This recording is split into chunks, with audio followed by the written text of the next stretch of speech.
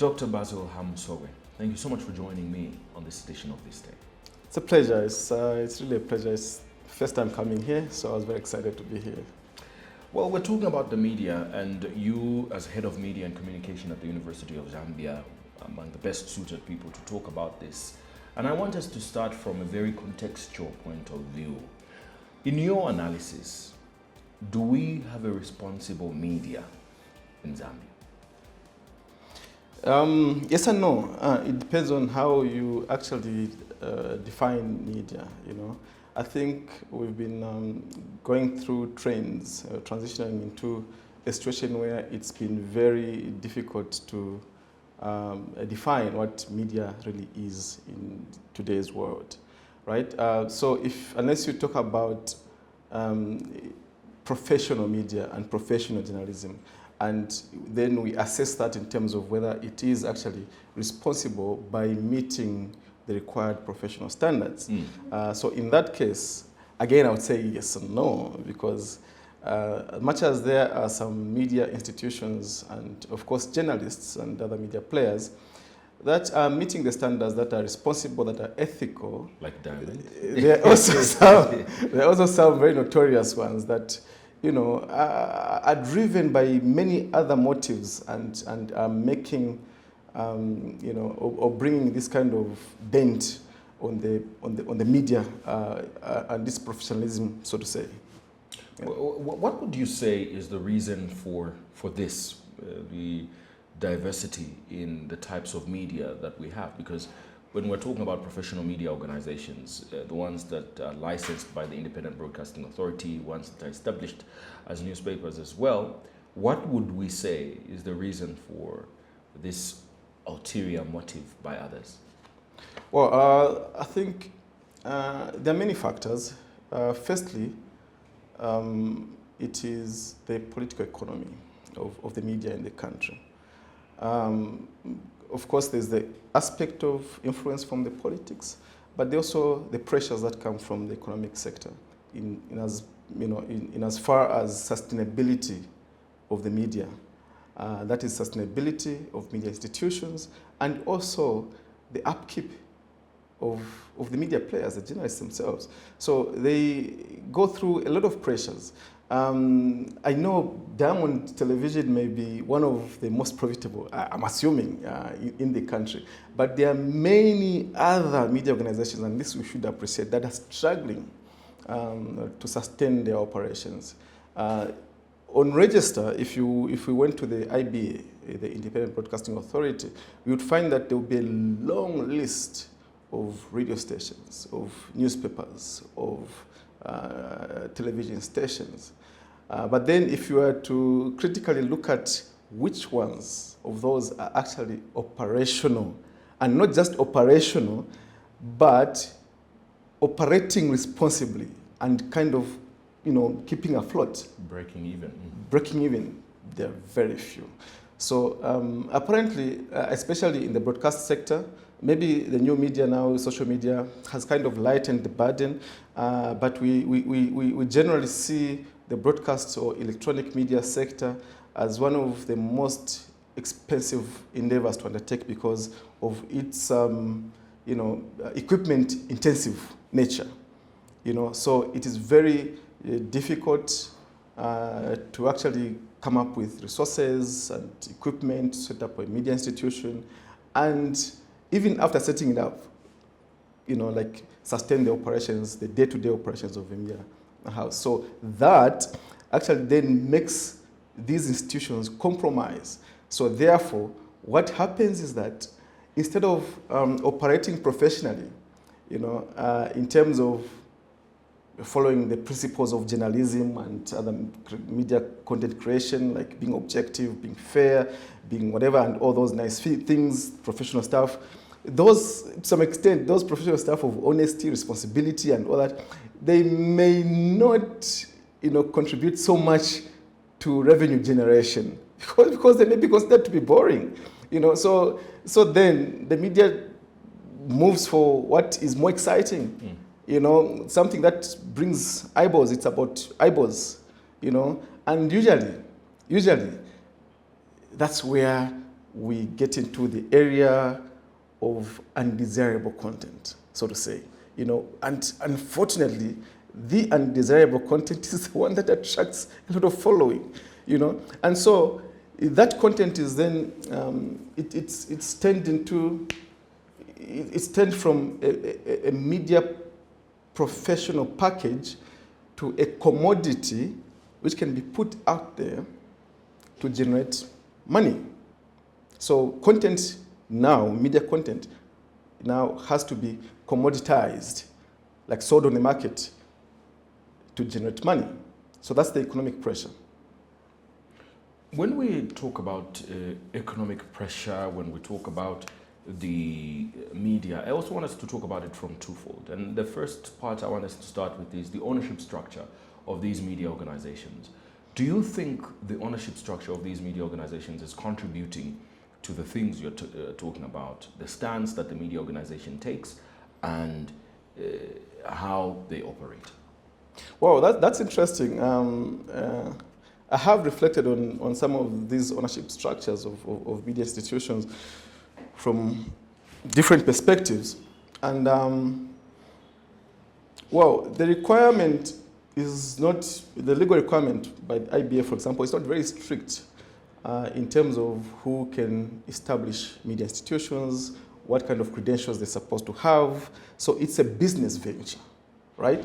But then I think that there is a requirement that on the editorial staff, on the operational staff, there must be some professionals, right, that are able to determine the content that should be run.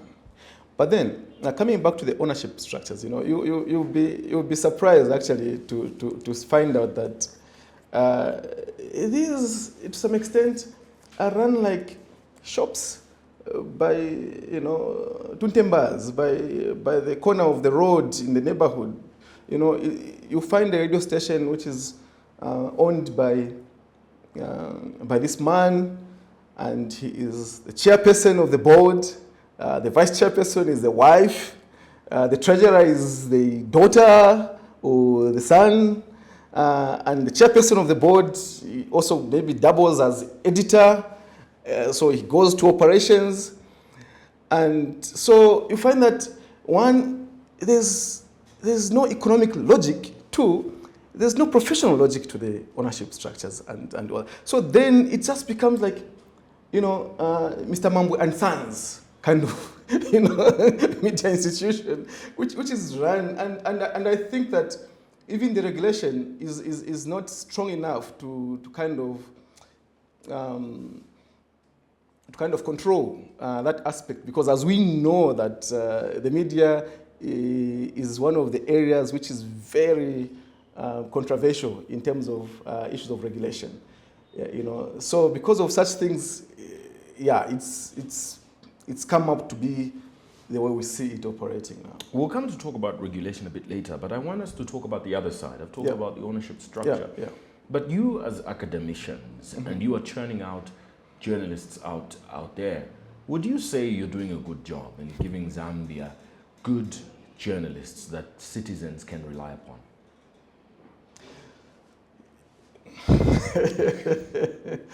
I'm laughing because I don't know how many times I've had to answer this question coming from the academia.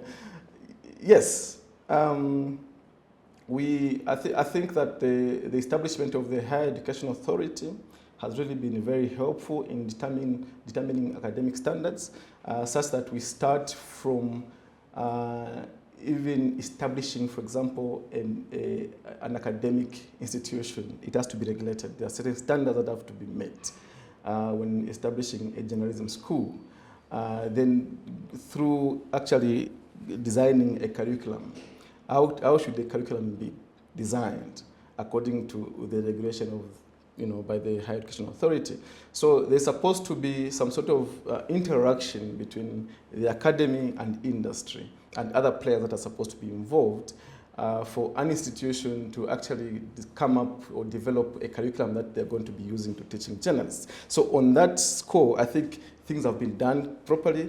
And then we now move to capacity in terms of people that are supposed to train. So now we have moved into a situation where we are emphasizing on journalism education that interacts between the academy and professionals, right?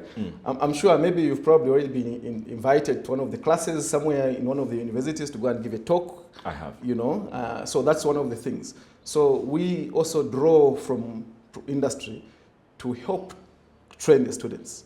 You know, so now we're coexisting with industry. I know that it's still, you know, progress, but I think there's that emphasis, especially for more practical courses, to bring people from industry. But again, we don't just pick anyhow and anyone. We do discuss who is the best person to come and talk to the students on this subject matter and all that. So there's that kind of coordination where industry and academy trains together, right? So with those kind of standards put in place, we expect that, therefore, our products should be fully baked.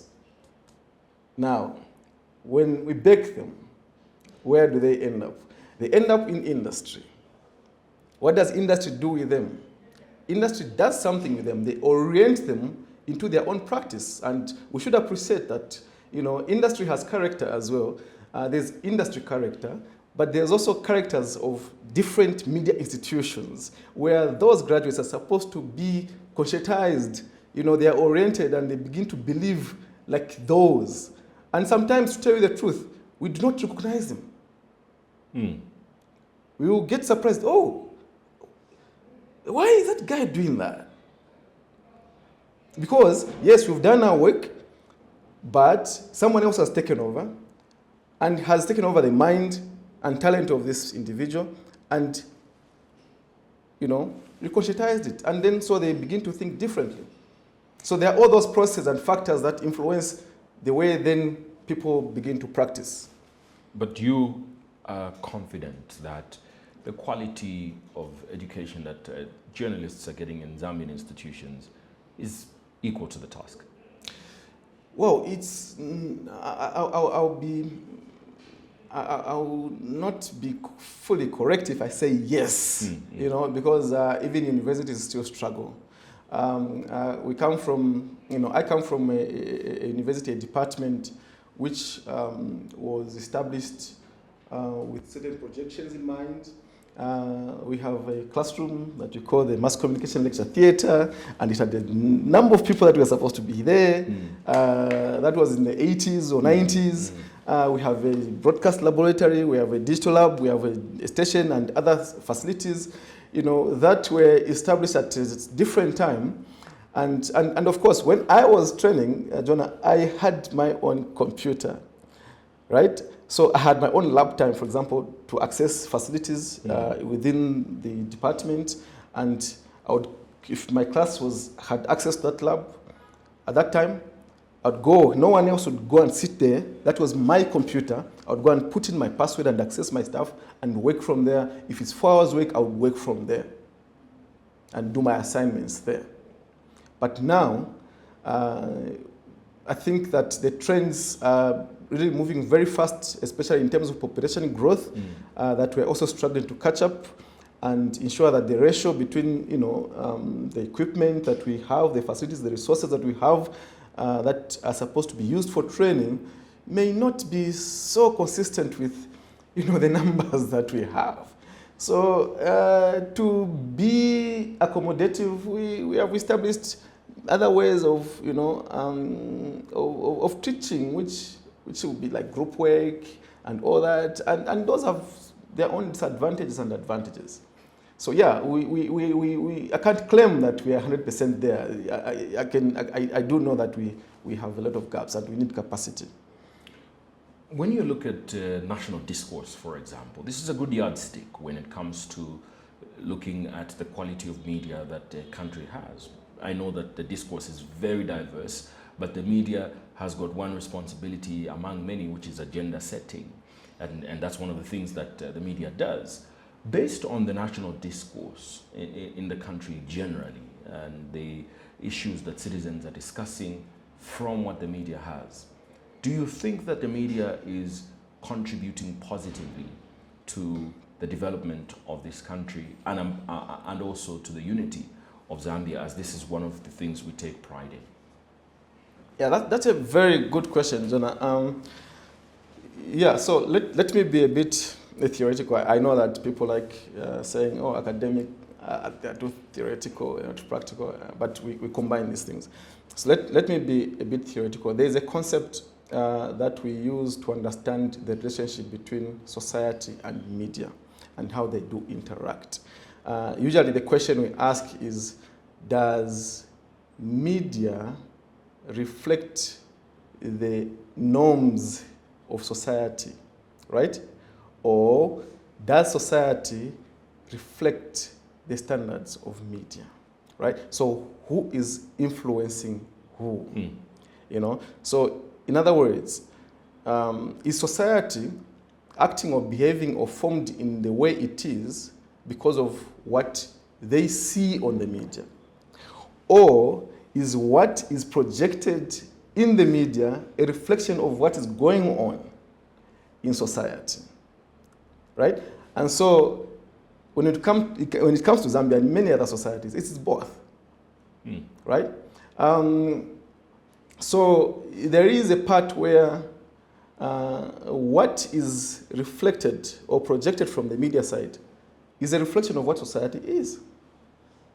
So if the media, for example, is covering certain issues every time, a trend of certain issues, those are picked from society, right?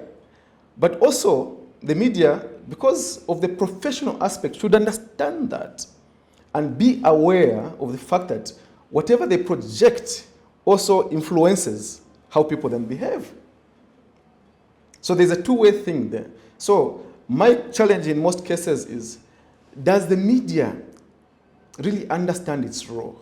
Is it conscious that when it projects a certain type of society, then that is what they're going to influence? You know, for example, if every time there's riots, right, an example, then you are busy broadcasting those riots. In a way, psychologically, you are actually enticing, fanning the fire for people to be rioting. You know, so there's a way that you should cover riots to discourage riots, not just to cover as to reflect, because then you are creating certain characters that, you know, even find satisfaction in seeing themselves, oh, I'm the one who was stoning. You get the point, right? So how is the media then playing its role? Do we actually understand how to positively, as you say, influence society? Yeah? I like to say, not away from the journalism part, from the advertising, when we're analyzing advertising or adverts in Zambia, people say, oh, the quality of adverts are very poor. The quality of adverts is very poor. In Zambia, it's always what you can't compare it to what we see elsewhere on DSTV and other media institutions. But my reflection is, okay, look, what kind of society are we in? And what do we see? You notice that in almost every advert, or maybe let me just say, more than 50% of the adverts we see are comic, right? They're comic, they're song and whatever, and they're humorous. So with that, can you conclude that Zambia is a humorous society? People that like to laugh and whatever. So it's the stuff that they like. So when somebody is trying to create content, they will then think of, how can I appeal to these people? What do they like? You know? So there is the media now trying to pick what is in society and putting it to project it, meaning that it's reflecting the ideals of that society. That's very interesting, and I guess it is it's also very subject to debate. Of course. Among the people. But I mean, I've heard that before. I've thought about that before, and then in that context, it is very important for the media to reflect society. But how do they strike a balance between reflecting society and also influencing positively? Because is it ethical to share news to suit a narrative, or the news and information must be shared because it is true? So these things are already there. It's in the professional standards that we already know as professional media people. So if you want to create content to suit a specific narrative, right? But then if you challenge yourself to say, is this content balanced?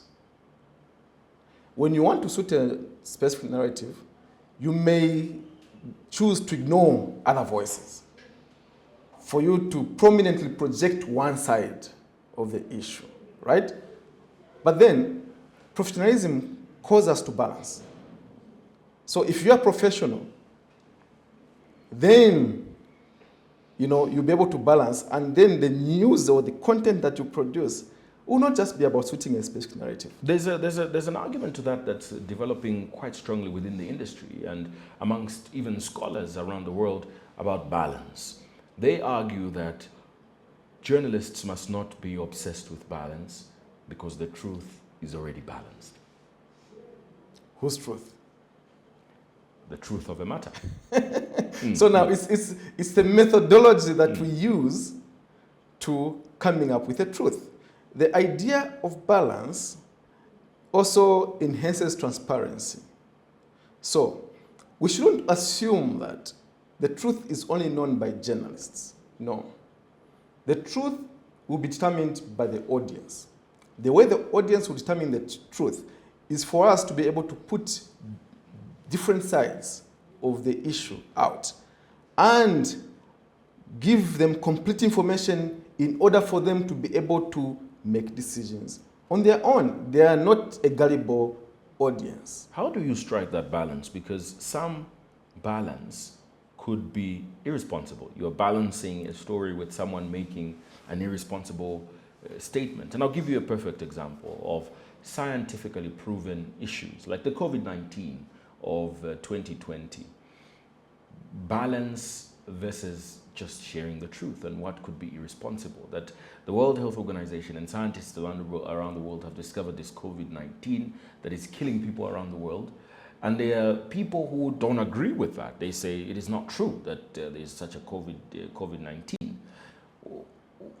Are you supposed to balance by giving these people a voice to speak on a platform, or would that be irresponsible for you as a journalist to put such information out there? Yeah, that's very interesting. Yeah. So one thing we should also appreciate is that issues or the period like COVID-19 is also something unique.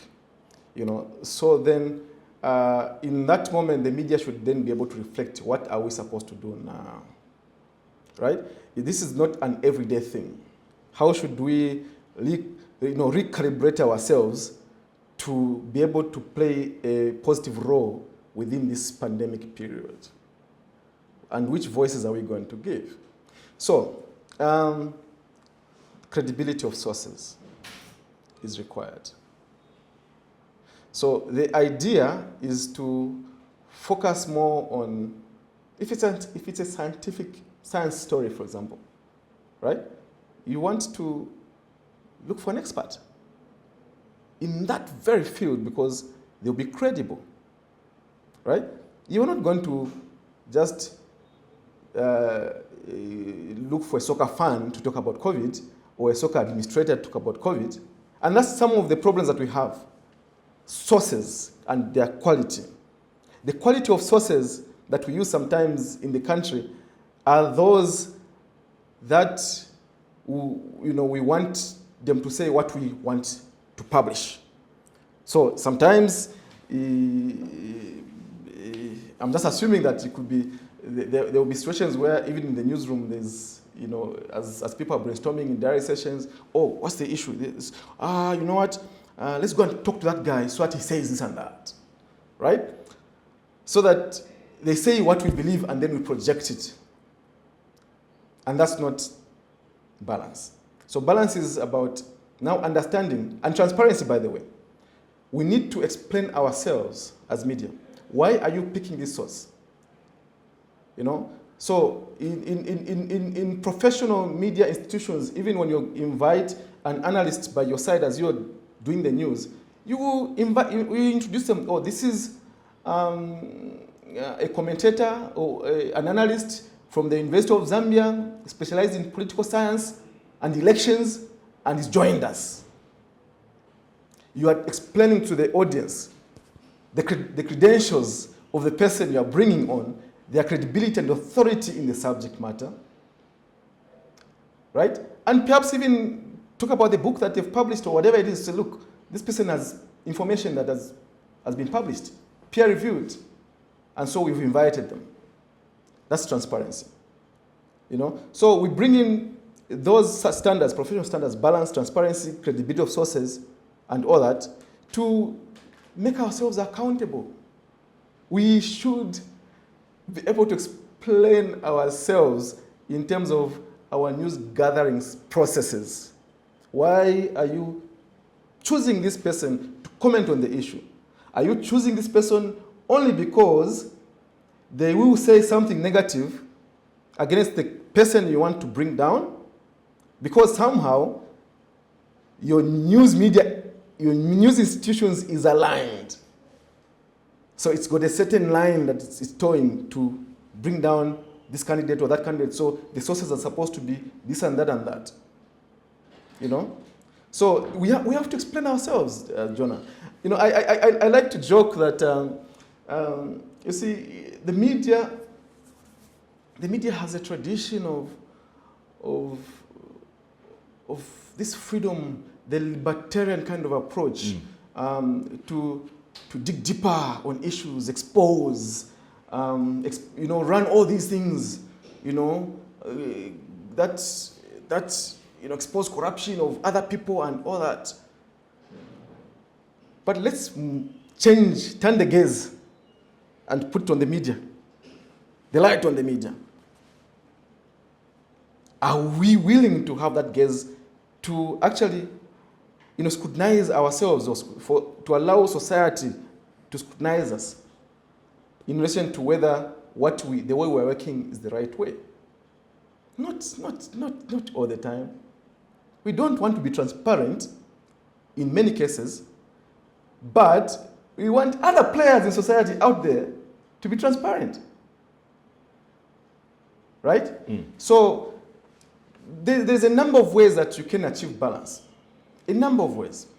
This is important for me to ask because we have an election coming up in the country, and it's a very critical time for the country, and it plays a significant role in whether the people will be well-informed or disinformed. How do you think we should approach this election as the media? There's need for a lot of self-introspection, self-examination, professional examination, industry examination, and a lot of capacity building that has to be taking place. You and I know that this period, the media is, you know, and many other people are salivating for 2016 because 2026 rather, you know, because that's where, you know, the relevance of the media really goes up, you know, and everyone wants to be, every candidate wants to be put out there, to be put in the limelight and all that. So there's a lot of demand on the media to kind of publish information and all that. And you will not be surprised that if we ran a trends analysis and looked at you know, the pattern in terms of people establishing media institutions, now is the time people are even probably establishing those new institutions because they want to take part in 2026. And that is because they hope to make money. Not because they want to help in scrutinizing candidates to allow citizens, electorates to make informed decisions. Maybe it is there. Let me not be too critical, but we can't deny the fact that there's also this pressing need in most cases to make money in the election year. One of the suggestions that is there is regulation, that media organizations that are established broadcast institutions must be regulated, and that's the best way to achieve balance, to achieve a sound media. Do you agree with this school of thought? Yes and no. I like yes and no. What's the yes and what's the no? Yes and no. Well, first of all, I would like to, when contributing to debate on media regulation in the country, I would like to bring it to the state of, first of all, what is the state of the media? Why do you want to regulate?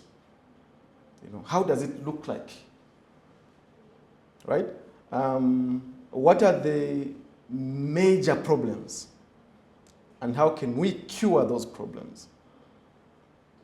What kind of remedy do we need to cure those problems? So it is those questions that then, should lead us to an answer on the type of regulation that we need. So, yeah, we should be able then to have a proper situation analysis of the state of the media in the country, put it out there, and look at it in terms of, from different aspects, and see, okay, are these deal breakers for a media industry in Zambia? There's this, these are the problems. Are they deal breakers? Do you think it makes sense to have an organization that, for example, affiliates individual journalists? They get out of school, like the Law Association not the Law Association, like Ziale for journalists. So what you have done is that you want me to jumpstart me to that. Well, I was going to come to that, but again, that question you're asking, the necessity of that question depends on the answers of the state of the media in the country. Are we really in so much trouble? I don't think so. You don't think so? I don't think so. But my opinion, as you would guess, is very biased because I'm an active part of the media, and I've developed biases based on my assessment of the situation. But I could be wrong. So for me, I think those are issues that we need to interact with, and so we need to look at the underlying issues of by undertaking a proper situation analysis, which is not just based on positionality, and in most of the time we talk about the aspect of regulation. We mostly talk about it based on our which is what you stated. You say I'm a professional, so therefore I think like that. I'm an academic. How am I supposed to think? I'm not trained. How am I supposed to think about regulation? I'm just a businessman, so how am I supposed to think? You get the point? So there's this issue of regulation at the center, right? But as an industry, who are we? What are our positions? And most of the time, the debate has been, influenced by who am I? I'm coming in as a businessman, as a media owner, and I think that the issue of regulation will stifle my business. Therefore, I will not support it. I'm coming in as a journalist who's a freelancer, or not even trained, but somehow found a livelihood. And I know that if this issue of regulation was to be strengthened, I'll be sidelined. I'm coming in as this, and you get the point. So that's the way we come in. But really, we need to reflect on the interest of the profession, if at all it's there. The interest of the profession being one of the fundamentals is one of the fundamentals of the media is freedom of expression, allowing for freedom of expression of the people in the media, but also of the public. Is the worry legitimate that this regulation of individuals in such a profession could potentially disadvantage this ability for people to express themselves because you have journalists watching over their shoulder consistently? How can it disadvantage expression? Because expression is almost impossible to regulate, that people must share what they think. People must be allowed to share what they think. And the media has the responsibility to portray society as you have said it. But if your portrayal of society could potentially lead you into trouble, are you having an honest media in a country? So that's very good. The portrayal of society. So we should also remember that that society has norms and values, right? Which itself, without the media, does reprimand or reward on its own. There are values that it promotes. So if the media was then to come and project some of those values, then it should work in line with society. But then the challenge is where media would want to create a narrative different from society. Society doesn't allow it to offend other people, insult other people. That's what society is. Those are the norms of society. Right? So, in the name of free expression, should you carry those insults in the media? That doesn't need the media to be regulated. There are laws that are already there, and that's the argument, isn't it? That so, if there are laws that govern the result of murder, why should there be specific laws of murder for journalists? So, Jonah, society is regulated. Your household is regulated. My house, this environment is regulated. In one way or the other, everyone is regulated because there are certain standards. Here we may have editorial policies of which if you went against, you'll be reprimanded. That's regulation. Right? So regulation is everywhere. So yes, the media should be regulated, but the question is how? Do you have any ideas you've thought of how? As I said earlier, I think it will depend on a very rigorous analysis, situation analysis of the state of the media and establishing the ills in the state and then analyzing whether those ills are deal breakers, and depending on the gravity of those deal breakers, what kind of whip do you need to correct that? That's where the answer lies. As we conclude our interview, the world has been changing and it's moving at a very fast pace. Do you think Zambia, regulatory bodies, media organizations, academic institutions are responding as fast to these changes within the media landscape? No. We are not. But we are also transitioning. We are also transforming and moving with media. Of course, with international standards. I'm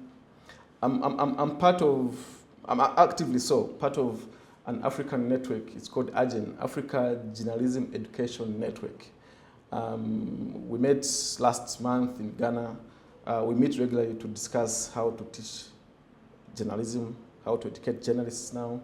And most of the time, well, we take on thematic themes in terms of how, in this time and age, we should teach certain things. How should we educate certain things and all that. So, as academia, we are part of these international bodies and associations, you know, which help us keep up with these trends in terms of, you know, even classroom pedagogies and all that, and many other things. So yes, we keep learning, we keep moving as we interact with people from elsewhere. We learn one or two things, and then we implement in our own societies and keep moving and catching up with trends. Is this digital shift, and I'm talking about social media mainly, is it a threat to traditional legend media operations? Yeah, the legacy media, as it is called. Yeah, that's a very difficult question. I think we should not look at it as a threat. We should look at it in terms of how to adapt to social media. We've lived in this era of, I mean, these trends have been there, Jonah. In the 1940s or 1900s, we had the Livingstone Mail newspapers. We didn't have radio. Radio came up again after some time, you know, in the 1930s, 40s, 1950s, so 40s, 50s, saw television. And at every stage, you know what happened? When radio was introduced, there was concern. Are newspapers dying? Television was introduced. Are newspapers dying? The internet and social media, are newspapers dying? Oh, they're dying. They are, though. Finally. They are, but they're adapting. But they're adapting. So I think the idea is about adaptation, really. Finding ways of still maintaining relevance and picking the values, you know, of the profession and bringing them, if necessary, on social media as well. Because look, even if there's social media, we can just say it's social media, so it should operate as it is. You get the point? Because social media is there and people are communicating, but people can also be hurting each other, right? So we grew up and lived in a society where there was traditional media. You know, to be on the ground, we used to play in the dust and whatever it is. But now, we interact on another sphere, and that's our life now. Now, on that sphere of life, that's our sphere of life. Should we have values? Should we have norms? Yes. Should we have profession? Yes. All those professional standards, should we have principles of existence? Yes. Those should still apply. It doesn't mean that just because it's social media or the name social media itself should just completely delete whatever norms and standards and values and whatever that society is supposed to uphold. This is our new life. So let's now be discussing how should we not hurt each other here? How should we coexist? How should we maintain our humanity on social media? Thank you so much for joining me on this edition of This Day. Thank you, pleasure.